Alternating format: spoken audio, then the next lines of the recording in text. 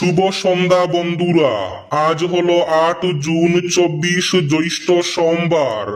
আজকের সন্ধ্যার বিশেষ বিশেষ খবরগুলি হলো, বিস্তারিত খবরে যাওয়ার আগে অবশ্যই ভিডিওটিতে একটি লাইক করে চ্যানেলটি সাবস্ক্রাইব করে পাশের বেল আইকনটি বাজিয়ে রাখবেন এবং ফেসবুক পেজটি ফলো করে ভিডিওটি অবশ্যই শেয়ার করবেন যাতে সঠিক তথ্যগুলো সবার কাছে পৌঁছাতে পারে।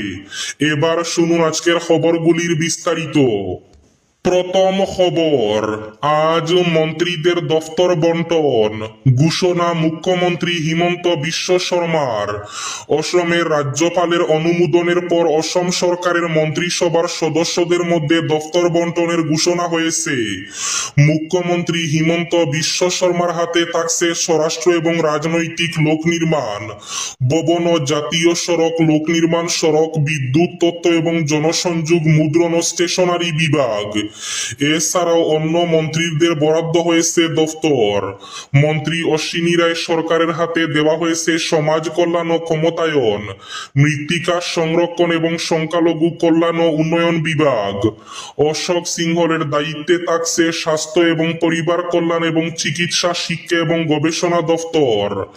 বিমল বরার হাতে সাংস্কৃতিক বিষয়ক, শিল্প, বাণিজ্য এবং সরকারি উদ্যোগ এবং অ্যাক্ট ইস্ট পলিসি বিষয়ক দফতর অর্পণ করা হয়েছে। বিশ্বজিৎ দৈমারির হাতে হস্ত, তাঁত, বস্ত্র এবং রেশম শিল্প, ক্রীড়া এবং যুব কল্যাণ, দক্ষতা উন্নয়ন, কর্মসংস্থান ও উদ্যোগ এবং আদিবাসী ও জনজাতীয় বিশ্বাস ও সংস্কৃতি বিভাগ দেওয়া হয়েছে। জয়ন্ত মল্ল বড়ুয়ার দায়িত্বে থাকছে অর্থ, পরিবেশ, বন এবং খনিজ সম্পদ বিভাগ। কৌশিক রায়ের হাতে খাদ্য, গণবন্টন ও ভোক্তা বিষয়ক, আবাসন ও নগর বিষয়ক এবং সমবায় দফতর দেওয়া হয়েছে। কেশব মহন্তের হাতে রাজস্ব এবং দুর্যোগ ব্যবস্থাপনা, বিজ্ঞান, প্রযুক্তি ও জলবায়ু পরিবর্তন এবং সাধারণ প্রশাসন বিভাগ অর্পণ করা হয়েছে। কৃষ্ণেন্দু পালের দায়িত্বে থাকছে জনস্বাস্থ্য, কারিগরি, পাহাড়ি এলাকা উন্নয়ন এবং বরাক উপত্যকা উন্নয়ন বিভাগ। নীলিমা দেবীর হাতে পশুপালন ও পশু চিকিৎসা এবং মৎস্য বিভাগ দেওয়া হয়েছে। পীযূষ হাজারিকার দায়িত্বে থাকছে কৃষি, সেচ এবং সংসদীয় বিষয়ক দফতর। ডক্টর রনজ পেগুর হাতে স্কুল শিক্ষা, উচ্চ শিক্ষা, সমতল এলাকার জনজাতি বিষয়ক এবং তথ্য প্রযুক্তি বিভাগ অর্পণ করা হয়েছে। সুশান্ত বরগুহাইয়ের হাতে জল সম্পদ এবং বিচার বিভাগ দেওয়া হয়েছে। ডিলিমিটেশনে হারিয়েছি, দিল্লিতে ইন্ডিয়া জোটের বৈঠকে মোদী সরকারকে ওপেন চ্যালেঞ্জ খার্গের। বুট চুরির অভিযোগে এবার প্রধান বিচারপতিকে চিঠি ইন্ডিয়া জোটের। 25 দলের বৈঠক শেষে শিক্ষামন্ত্রীর ইস্তফা চাইলেন খার্গে। আজ সোমবার নয়াদিল্লিতে অনুষ্ঠিত ইন্ডিয়া জোটের হাই ভোল্টেজ বৈঠক শেষ হতেই এলো বড় ঘোষণা। বৈঠক শেষে যৌথ সাংবাদিক সম্মেলনে কংগ্রেসের সভাপতি মল্লিকার্জুন খার্গে স্পষ্ট জানিয়ে দিলেন, দেশের গণতান্ত্রিক ব্যবস্থা এবং ছাত্র সমাজের ভবিষ্যৎ বাঁচাতে একাট্টা হয়ে মোদী সরকারের বিরুদ্ধে অল আউট লড়াইয়ে নামছে বিরোধী শিবির। এদিনের বৈঠকে মোট 25টি সহযোগী দল অংশ নিয়েছিল এবং দীর্ঘ আলোচনার পর সর্বসম্মতভাবে 5টি মূল বিষয়ে চূড়ান্ত সিদ্ধান্ত নেওয়া হয়েছে। বৈঠক শেষে খার্গে বলেন, ইন্ডিয়া জোটের বৈঠক অত্যন্ত সফল হয়েছে। 25টি দলের শীর্ষ নেতৃবৃন্দ এখানে উপস্থিত ছিলেন এবং প্রত্যেকেই তাদের মূল্যবান মতামত জানিয়েছেন। বৈঠকের সবচেয়ে বড় চমক হলো দেশের নির্বাচনী প্রক্রিয়ায় হস্তক্ষেপ এবং ভোটারদের অধিকার কেড়ে নেওয়ার অভিযোগে এবার সরাসরি দেশের প্রধান বিচারপতির দ্বারস্থ হতে চলেছে বিরোধী জোট। হাইলাকান্দি জেলায় ফের বরফ বিতর্ক। কিছুদিন পূর্বে বরফের ভেতরে ব্যাঙ পাওয়ার পর এবার হাইলাকান্দির চিপর সাঙ্গনে বরফের চাইয়ে মৃত পোকা। হাইলাকান্দি জেলায় বরফের মান নিয়ে ফের উঠল প্রশ্ন। হাইলাকান্দির চিপর সাঙ্গনে এবার বরফের চাইয়ে মৃত পোকা পাওয়া গেছে। এতে আতঙ্ক এলাকা জুড়ে। বরফ সেবনকারী মানুষের নিরাপত্তা নিয়ে উঠছে প্রশ্ন।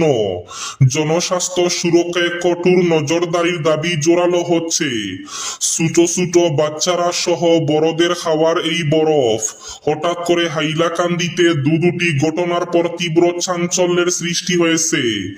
এবার বরফ সেবনকারী মানুষের নিরাপত্তা নিয়ে উঠছে তীব্র প্রশ্ন। হাইলাকান্দিতে গভীর রাতে ভয়ঙ্কর ভূমিধস, ক্ষতিগ্রস্ত পরিবার, আহত একজন। হাইলাকান্দির চণ্ডীপুরে প্রবল বৃষ্টির জেরে হঠাৎ ভোর রাতে ভয়াবহ ভূমিধস। টিলাদোষে ক্ষতিগ্রস্ত হয়েছে একটি পরিবার, আহত হয়েছেন একজন। আহত হয়েছেন গোকুলচন্দ্র মালাকার নামের এক ব্যক্তি। বাড়িঘর সহায় সম্পত্তির ব্যাপক ক্ষয়ক্ষতি হয়েছে। এবার এই পরিবার প্রশাসন ও বিধায়কের কাছে জরুরি সহায়তার আবেদন করেছেন। টিলাদোষে বসত বাড়ির উপর পড়ল মাটি। লাগাতার বৃষ্টিতে গভীর রাতে ঘুমন্ত অবস্থায় বিপদের মুখে পড়ে এই পরিবার। প্রাতঃভ্রমণে বেরিয়ে অপহৃত এক তরুণী, হঠাৎ রেল স্টেশনে বস্তা থেকে উদ্ধার। সোমবার ভোরে ডিব্রুগড় শহরে এক চাঞ্চল্যকর অপহরণের ঘটনা ঘটেছে। প্রাতঃভ্রমণে বের হওয়া এক তরুণীকে দুর্বৃত্তরা অপহরণ করে নিয়ে যায়। পরে তিনসুকিয়া রেল স্টেশনের একটি প্ল্যাটফর্ম থেকে অচেতন অবস্থায় তাকে উদ্ধার করা হয়। পুলিশ সূত্রে জানা গেছে, ডিব্রুগড় শহরের শান্তিপাড়া এলাকার পিএন রোডে আজ সোমবার সকালে মায়ের সঙ্গে হাঁটতে বেরিয়েছিলেন ওই তরুণী। অভিযোগ, মায়ের কিছুটা পেছনে হাঁটার সময় পেছন থেকে সে দুর্বৃত্তরা তাকে নাকে কোনো অজ্ঞানকারী পদার্থ প্রয়োগ করে। এরপর তাকে জোরপূর্বক তুলে নিয়ে যায়। ঘটনার পরপরই পরিবারে চরম উদ্বেগের সৃষ্টি হয়। উদ্ধার হওয়ার পর তরুণী জানান, আমি বাড়ির কাছেই সকালে হাঁটছিলাম, হঠাৎ পেছন থেকে কেউ আমার নাকে কিছু লাগিয়ে দেয়। এরপর আমি আর কিছুই বুঝতে পারিনি। আমার মুখে কাপড় বেঁধে দেওয়া হয়েছিল, হাত পাও বাঁধা ছিল। কে আমাকে নিয়ে গিয়েছিল তা বুঝতে পারিনি। জমা জলের জেরে বিপাকে শিলচর উত্তর কৃষ্ণপুরের ৩৬৫ নম্বর প্রাথমিক বিদ্যালয়, পরীক্ষা নিয়ে উদ্বেগ। দীর্ঘদিন ধরে বিদ্যালয় প্রাঙ্গণে জলাবদ্ধতার কারণে চরম সমস্যার মুখে পড়ছেন উত্তর কৃষ্ণপুরের ৩৬৫ নম্বর কৃষ্ণপুর প্রাথমিক বিদ্যালয়ের শিক্ষার্থী, শিক্ষক, শিক্ষিকা এবং অভিভাবকরা। বিদ্যালয়ের শ্রেণীকক্ষ সহ প্রায় সব কক্ষে জল ঢুকে পড়ায় স্বাভাবিক পাঠদান কার্যত ব্যাহত হচ্ছে। স্থানীয় সূত্রে জানা গেছে, বিদ্যালয় চত্বরে জমে থাকা জলের কারণে শিক্ষার্থীদের বিদ্যালয়ে যাতায়াতে যেমন সমস্যা হচ্ছে, তেমনি শিক্ষক শিক্ষিকারাও বিদ্যালয়ে প্রবেশ করতে হিমশিম খাচ্ছেন। শ্রীভূমিতে 2026-27 শিক্ষাবর্ষে এসসি এবং ওবিসি ছাত্রছাত্রীদের প্রি মেট্রিক ও পোস্ট মেট্রিক স্কলারশিপের আবেদনের আহ্বান। অসম সরকারের তফসিলি জাতি এবং অনগ্রসর শ্রেণী কল্যাণ অধিকর্তার কার্যালয় থেকে 2026-27 শিক্ষাবর্ষে স্কলারশিপের জন্য এক বিজ্ঞপ্তি জারি করা হয়েছে।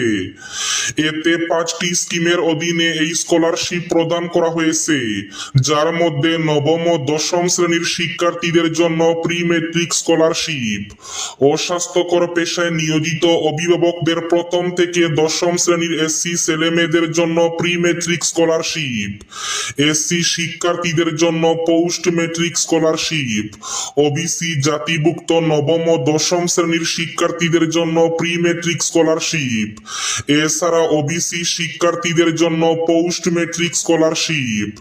আবেদনের যোগ্যতা এবং প্রয়োজনীয় নথিপত্র হিসাবে আবেদনকারীকে অবশ্যই জেলা আয়ুক্ত কার্যালয় থেকে ইস্যু করা বৈধ এসসি বা ওবিসি শংসাপত্র জমা দিতে হবে।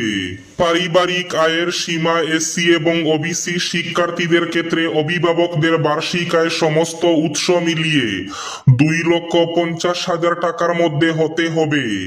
বিস্তারিত তথ্যের জন্য scholarships.gov.in ওয়েবসাইটে ভিজিট করতে আহ্বান জানানো হয়েছে। এবার শেষ খবরটি।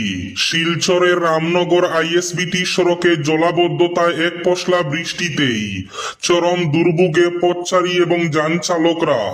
সামান্য বৃষ্টিতেই শিলচরের রামনগর আইএসবিটি সড়ক সংলগ্ন হয়ে পড়েছে জলমগ্ন। দীর্ঘদিন ধরে ড্রেনেজ ব্যবস্থার সমস্যার কারণে রাস্তায় জমে থাকা জল চরম দুর্ভোগের শিকার হচ্ছেন স্থানীয় বাসিন্দা। সেই সঙ্গে পথচারী, স্কুল কলেজের ছাত্রছাত্রী এবং যানবাহন চালকরা। দ্রুত জল নিষ্কাশনের ব্যবস্থা গ্রহণের দাবি জানিয়েছেন এলাকার বাসিন্দারা।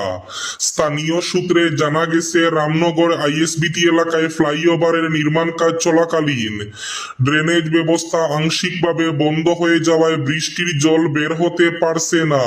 ফলে অল্প বৃষ্টিতেই রাস্তার উপর জল জমে যাচ্ছে।